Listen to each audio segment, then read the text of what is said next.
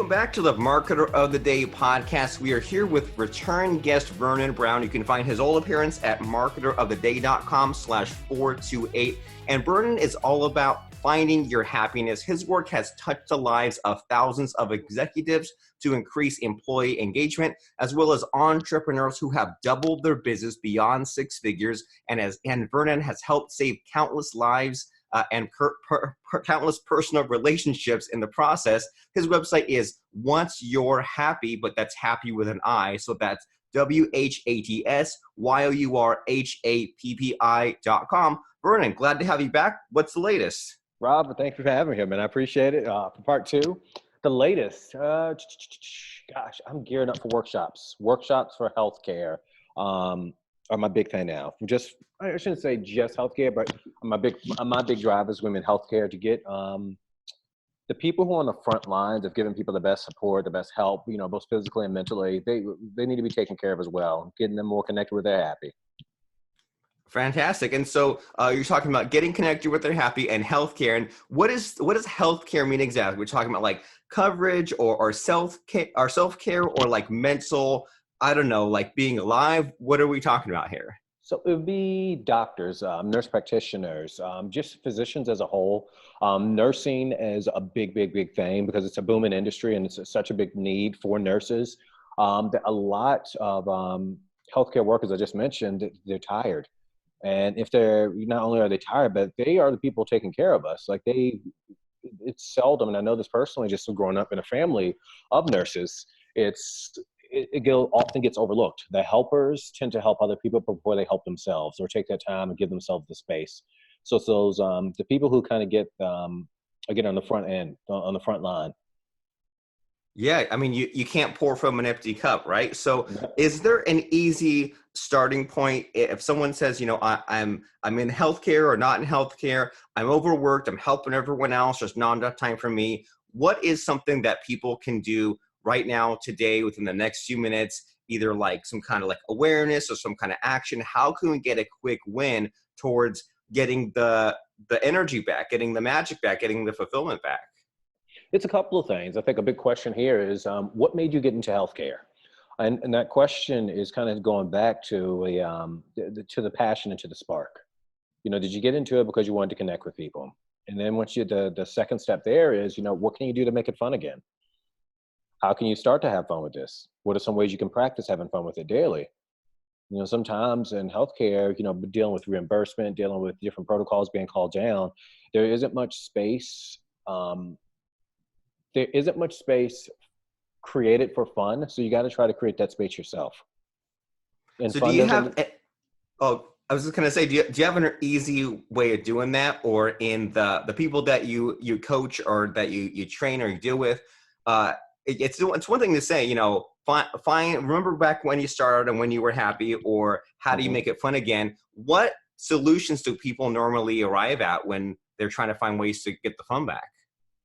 I think some of the biggest things is they got themselves too busy. They started overcommitting to certain things. That's a big thing that I see. And there's some things that you have to learn to say no to. It's putting those boundaries back up. Whenever I work with, and I know this just a few clients are physicians, they got so busy and they started taking on certain things that they really don't need to do. And I've seen a lot of business this year, especially a lot of my clients that are in the healthcare, who are in the nurse practitioner world. And so as far as those tasks that people like kind of say yes to too many things, take on too much, what sort of things are people taking on too much of? Some of those things, especially if you have a family, are getting children, and it's getting the kids overly involved, not overly, but kind of stretching themselves thin to keep up with some of their kids' events and activities. And is there someone else that you could call that could help you out with that? Do the kids have enough space, to be kids? By kind of filling the schedule up. Again, you got to take that one with a grain of salt. I just, that one's fresh in my mind from a call I had earlier. Recognizing that if something's taking you double the time to finish, maybe you should take a break from it. And sometimes we think if we're going to do something that normally takes us 20 minutes, now it takes 2 hours, you need a break. And when they say you need a break, and it's okay to take a break. And because when you're describing that, it sounds like that whole thing of like if you when you've been working for 12 hours straight, your mind begins to play tricks on you, right? Like Every because time. you run out of gas, run out of batteries, and you think that you're productive, but you're not. And if only you had handed it off to someone else, or like took a nap, took a walk, changed gears, and came back to it, then you'd get it done. But just because like you keep on trying to push, it's not working. Right. And that's what happens. And it can happen. That's anybody and everybody. Smart, capable people, one of the first things that they do is they get busy. That's about the long and short of it. And it's oftentimes when I kind of go through and audit their schedule, audit some of their perceptions, it's a lot of busy. It's a lot of things you really could ask for some help with. You could maybe give it away you could pass it off to someone else, or you can really say, is it bringing you any closer to what you really want? Is it truly helping you? Sometimes we get realizing that we leveled up and we don't need to do certain things anymore. And I imagine that I see a lot of that. Like this seems to be a really common thing of just like, going through the motions, going through the day to day and just charging forward and then not realizing like, wait, what was my goal again? Or why am I Yes. doing this? Or how important it is?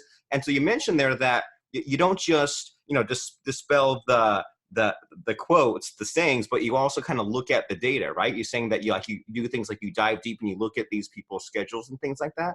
Yep, I get in completely involved with everything because I have to know, I have to understand. It's not to dissect and see what's wrong, but really looking at, is this really moving the needle forward? Is this making you happy? Is this giving you energy? Is this taking away that powerful brain power that you could be putting towards something else? And it's those questions that start to wake you up. So And it's a little oh, different no, for didn't mean everyone. it. No, you're good. It's conversation. It's a little different for everyone, but there's always a certain level of busy. Off the cuff, I'll say 30% of the schedules I audit and look at some of the what they're doing at the time. It just doesn't need to be there. And it's not me saying that; it's that my client saying that. Like, I guess I really don't need to do that. And what I like, and yeah, I almost interrupted you, but let you finish your thought. Is like I really like that little thread that we had out there a minute ago of if you're so busy and you're so tired, you're going to like miss out on your creativity, right? You're going to miss out Yep. on your greatness. So with these people that you're helping out, does a specific story come to mind about someone like that who maybe they weren't even like really aware that much of the problem, but once you jumped in, worked your magic, got them refreshed, got them back, then they suddenly like could think again? Does any story come to mind like that? Yeah, it does, and that's a really good question. So this lady, well, I wouldn't say late, and we're midway through her career. She's had a phenomenal executive presence. And what had happened was she heard me doing a workshop, and she reached out to me. And what made her connect with me? She said she just kind of lost her fight, her kind of her spark with things. So when she came in, I could just see that she was this very powerful person. I could see that she's very astute, she's very sharp, she's just there, she's with it. But the way she presented was not the same. She was very quiet. She took small steps. She just seemed almost a shell of who she was. And I could see that clear as day because I'm looking at her because we met through video chat. And meet most of my clients now after video chat. I mean, a lot of my clients in different places geographically.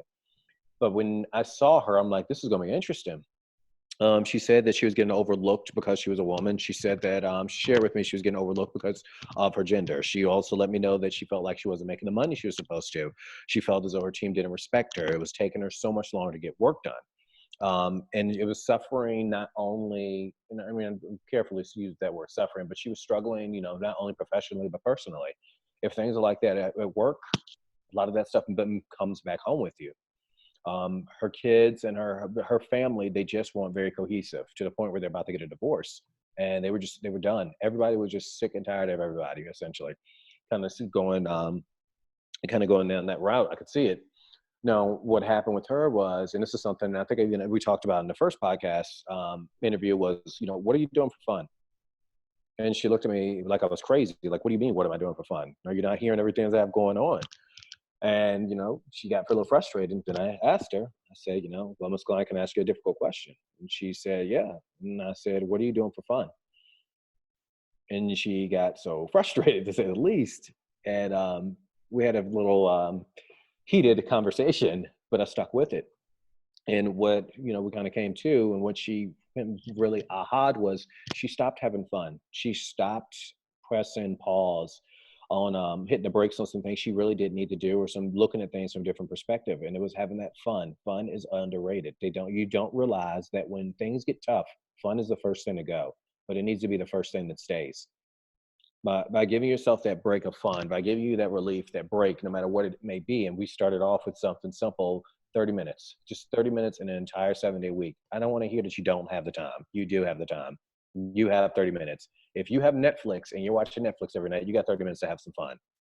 But with this lady in particular, I mean, we laugh about it now. We laughed about it at the time then, but we gave her that space that she could think. And you mentioned creativity, where she could be more creative with the way she was kind of doing things and executing, being creative with her approach. And not to kind of get off topic here, like, we all know that there's going to be prejudices no matter where you are in this world. They might not like you because of the way your hair looks. People might not like you because you wore a sweater. There's prejudices, but we got to be creative with our approaches. Now, by you giving yourself that space to see things differently about what you can do versus what's wrong, you start moving better. You start moving faster. You start thinking more than the people who are trying to keep you down or keep you away from certain things. But that all started with her giving herself some more space. You know, I'm not a big fan of the phrase choose happy. When you're knee deep in it, when you're covered up with it, there is no choice. You get the sense of there's not being any other way out. This is what I have to do. And we start to get absolute in our thinking. A better way of, kind of incorporating my client and what I'm saying right now is we have to give yourself the space to see the choices. And the fastest way to find that space. That's powerful. Oh, thanks. But it was her. But it's when you give yourself that space to see the choices, then you can choose happy. But until you create that space, you don't see it initially. It's there. It's always been there. You're just not seeing it because you're busy. Yeah. And I mean, you're so right that sometimes people will just not like us or find a reason not to like us. And I mean, I think it's human nature to sometimes dwell on that one time when you were 8 years old and someone picked on you for some reason. You're like, oh, why is that happening? It's just like that's just how it is. But then, you're talking about like phrases and sayings, like, as you were saying that, what came to mind is like don't wish it was easy or wish you were better. Right. And sometimes we just have to kind of rise to the occasion, figure out a way around it, figure out a way to make it work. And but like you said, it's hard to see that because sometimes I hear from physicians things like they'll say, well, I don't start making money until 3 p.m. in the afternoon. Right. They'll say with the cost of the office overhead and all the stuff to pay, it's like they don't make money until like the final couple of hours of the day. And it's like, well, that means sometimes like you can't take that last 2 hours of the day off because then you'll start losing money. It seems like it's really easy to get stuck in the hamster wheel. And sometimes they need someone like you, like kind of like a voice of authority, because everyone else in their current inner circle, they're always in it. They're not listening to them, but then you need some kind of like outside expert to say, okay, here's the simple solution. Have some fun. I know that you're not listening to the simple solution, but this is what works. This is what you need to do. Right. And it's sometimes, I mean, I never want to, again, come across as flippant, like go have fun and that fixes everything. No, what I'm saying is it's just when we start looking at our problems, we start creating more problems. And so sometimes backing away changes our perception. And a big thing here is challenging people's perceptions. And you just mentioned something that's powerful is oftentimes in environments, you're surrounded with people who want to talk about what's wrong. You're surrounded with people talking about how this way won't work and that way won't work. And it can literally start becoming your inner voice. And to some degree, I'm not trying to say that some problems aren't there and they don't need to be acknowledged. However, we need to figure out what we're going to do about it. Looking at data is great. There's a point where you do need to look at the metrics, the KPIs, just figure out if you don't start making money till 3 o'clock, that's important to acknowledge that. However, that's not the entirety of the situation. There's more, but we got to see it. Yeah, I agree completely. You have to like acknowledge the problem, but then don't keep on digging yourself deeper in the problem. Figure out what you can do to get out of that problem. And it might seem like a dumb question for me to ask you, but when you go and tell people to have fun, is there a common answer, or is it just a matter of like sport, exercise, some kind of creativity, art thing, something with their personality? Are the answers that they come up with about having fun, is it like all over the place, or are there specific things that these kind of high achievers tend to gravitate to? Well, first, first reaction is no such thing as a dumb question for me because it's something that you don't think about. Have fun. Who says I want to go have? Who says uh, I'm going to do my happy today? No one is going to say that. Most people look at you like you're crazy. If a 7-year-old says that, though, you're like, okay, cool. But as we get adults, we forget that that's just as important. So definitely, that's a powerful question you asked. It's it's the reason why my practice is what's your happy. My happy is going to be very different for you, very different for me than it is going to be for you. And your happy is going to be very different than from your best friend or your neighbor right down the street. We all have different things that makes us happy. All of us do.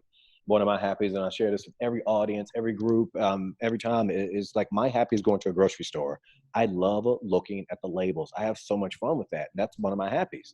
I mean, I love to cook. I mean, it's just those things make me happy. So it's a little bit all over the place. I'll be honest with you. Some people, I've had one of my clients, he loves putting together furniture. It's his thing. He loves it.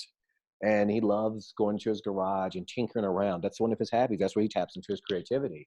I've had some clients where they just enjoy fishing. I've had clients where they like rock climbing. I've had clients where I think what's something that was really different that really caught me off guard. No, nothing really catches me off guard, I guess, now I think about it, but it's your happy is very unique to you. And if you, and there's a tip to everyone out there, if you haven't figured out what makes you happy, that's great. Because the next step there is what can you get curious about? But I've get so many things that makes people happy. It's really hard to nail a theme down.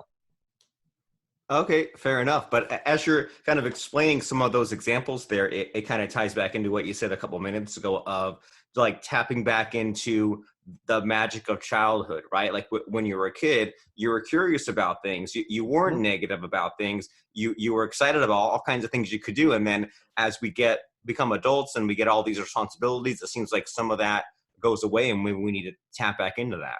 Right, exactly. I have a workshop. It's how to use the KID formula to achieve more happiness and success. And I'm obviously I'm a little biased, but it's a 2 hour or 4 hour, depends on the group. But it's a 2 hours about tapping into and really embracing being a kid. Everything that you needed to learn in life, you learned as a kid. Everything. And as you get an adult, you let go of so many things. Like kids are curious. I have a 4-year-old son. Like nothing scares him. He's not afraid to be curious. He's not afraid to, he's not concerned about people laughing at him. He's not afraid of breaking the status quo. There is no status quo. This makes me happy. He goes to it. My son, he will hide behind my back and just start saying like, I'm more powerful. It's fun to him. And as adults, we got to remember, be curious. Be curious. And that's a large majority of my work is getting people to be a child with, to be, to appreciate the kid that's still in all of us, to revisit that kid, to sit down with that kid and color with them. It sounds, like what? But a lot of it's about just kind of setting the adult hat down when you need to set it down, and when it's appropriate to set it down, and just embrace the curiosity of life. If you can't figure out what makes you happy, you don't feel like you're curious about anything, the next thing you can think is I will say to someone is, what did you used to do for fun? Because that's another thing Right. people forget about. Yeah, I All mean, right. we were all kids at one point. It's just a matter of just going back to that. Yeah. Have had clients, business guys, and they're all business guys and gals. They're all very successful, and then of course it's like, oh, I can't find any time for fun. And, da, da, da, da, da, da, da. And I'll ask that question, well, what did you used to do for fun? And come to find out, they wanted to be an archaeologist, like Indiana Jones, and then we'll start laughing about that. And it's like I totally have forgotten. I'm like, okay, now that you remember, what are you gonna do about it? Next thing you know, they found out they have these historical societies in their city where they can, go into local digs or trying to help archive things. But sorry, I kind of digress. I went everywhere with that one. But that's good though. That's like even if your childhood dream was something silly like being an astronaut, there are practical modern day like clubs, and there's ways to still tap into that even if it was a silly crazy dream. Yep, there's a way there. I promise you, you're not the only one. I can promise you. Well, cool. Well, you mentioned a few times that you do these workshops. So are these live streamed in person? What are these? These are in person because it's more powerful. one of my, and this is a whole nother subject, but you know, I'm big on people finding out their superpowers. What you are you amazing at? And a lot of the work that I do is, especially in like in this workshop, you have to figure out what you're amazing at.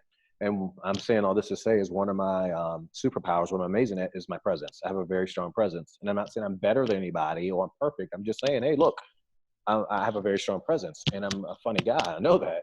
So when I love to do workshops in person, because it makes people listen. It makes people connect. It gives a sense of immediacy. Um, yeah, we do those in person. We have a fantastic time. I talk about very serious subjects, but we laugh about it. And you walk out of there with a plan, a written, actual plan. Yeah. And are these in like one location or all over the country, or where do these take place? Generally, I'm doing it, not even generally, they tend to bring me into the corporation or the organization or to the business, into like a conference room. Like next year, I got a few of them booked next year, but I'll be flying a little bit, different places across the US, just doing those workshops for those companies. Fantastic. And so if people say, a lot of this makes sense and I want to take the next step, and maybe it's some organization that wants to bring you want to do one of these workshops, or maybe it's like an individual entrepreneur, someone who just wants more information, where's the good stuff at? What sort of websites, URLs should we be going to at this point? In terms of like for like my website or other people's websites? Your website, where Oh, to okay. find out about you, where you can learn some free stuff or buy some paid stuff. hmm Where should we go? First up is my website, what'syourhappy.com, and it's happy with an I. Um, I think it's WHATSYOURHAPPI. Sorry, I kind of brain fog. Another place that I'm really, really active at is LinkedIn. I post daily on LinkedIn. I post videos that do happiness tips. I Yeah, LinkedIn is probably the most active platform that I'm on. I am on Facebook and Instagram. Facebook.com/what's your happy, and Instagram what's your happy as well. But I'm very much active. I'm very present on LinkedIn. Fantastic. So the places to go there are what'syourhappy.com. Go to LinkedIn and search Vernon Brown and add him there and follow him there. And something that really sat with me and stuck to me, it was in a conversation here, was just that whole concept of, if you're focusing on those problems, focusing on the negativity, that's just going to lead to more of that. And it tends to be that if we're just unhappy or we're stuck in a rut, then we might be surrounding ourselves with all these negative, unhappy people. You go on Mm-hmm. Facebook, it's easy to find the negativity. People complain about politics, Yep. economy, environment, whatever. Why not proactively go and chase some of that happiness yourself, chase some of that positivity? And you can begin by adding Mr. Vernon Brown on LinkedIn. That way you can see his daily posts. Go to Facebook, What's Your Happy. Go to Instagram, What's Your Happy. And then go to what'syourhappy.com. That's happy with an I. Go to that website, poke around, and see what you can find out there. See if anything makes sense, resonate with you, and begin taking those baby steps towards rediscovering your inner kid, and in taking a break every once in a while, having fun. That way you can be the best that you can be, and that way you don't get burned out, and just you avoid that downward spiral, and instead things become better and better for you. You have that upward spiral. So go to what'syourhappy.com, and we'll see you there. And thanks so much, Vernon, for telling us what we need to know, whether we're in healthcare or not in healthcare, just giving us that little dose of inspiration, happiness. I really appreciate it. Dude, you're very welcome. Thank you for having me again. I appreciate everyone for listening. Fantastic. All right, that's saving, and that's coming out late March. Awesome, awesome, awesome, dude. That was a lot of fun.